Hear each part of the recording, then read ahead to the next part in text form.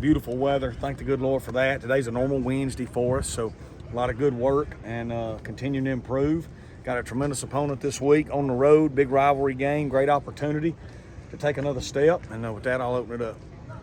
When you talk and just think about what you said yesterday about how it seems like every week you solve one problem, but then a different problem arises versus it being just the same constant one each week. How kind of just challenging is that? It's just life. You know what I mean, Sam? It's probably that way in your life. You know what I mean? Like as we live life, that's just life. You know, you wake up every day, you attack the problems that come, you solve them, but you don't expect the next day to be perfect. You expect a new problem to arise, you got to attack it and keep going. You know, so that's what we're doing here. We're growing and learning. We're solving issues, and I think we're a better team today than we were yesterday, and I like where we're headed. Coach, what's been different about this week, maybe? Well, we play on Tuesday, and so we had a few days, off early.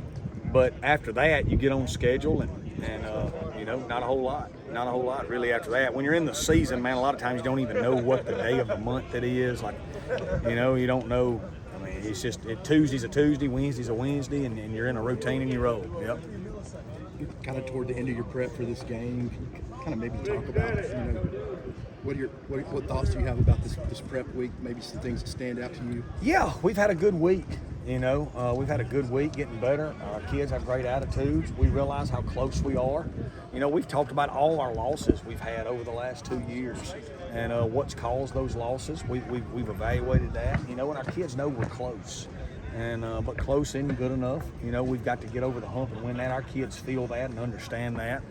And they're working extremely hard to make sure we keep pushing this program back to where it's supposed to be. I know it was I think they announced it a couple of weeks ago, but they reduced the transfer portal days, I think, from 45 to 30. What do you just think about that as a coach? I don't think it'll affect much of anything. I think it'll just, like anything, it just forces that kid to hurry up, make a decision, and not string it out. You know what I mean? You got to figure it out and go, which I think is always a good thing in life. I think living your life in pause is never good. I think you got to hit the play button and go once you make a decision. So, I think anything like that, the same amount of kids will get in, the same amount of kids will find a spot. It's just going to force them, just like early signing period. If a kid wants to go somewhere, he's got to get it going and go, so I think that, and if a school wants to make a decision on a player, they got to make a decision and go. So I think anytime you force people to move with life and not string people's lives out and not waste people's time, I always think that's a positive. I know I try to live my life not ever wasting anybody's time.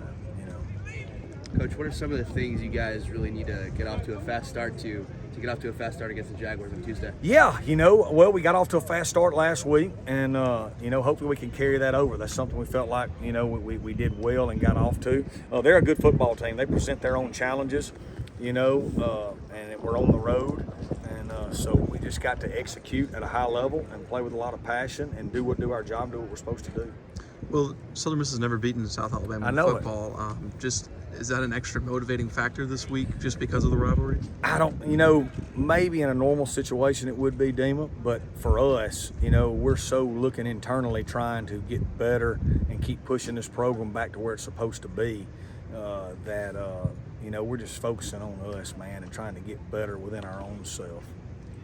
Are we at a point where you can kind of speak to need for the rest of this recruiting class for you guys, maybe spots you're looking for older guys you're honing in on? Yeah, we're looking to add probably 10 to 15 at mid-year, and we've already got some of those committed, Glenn. You doing what you do, you know who those are.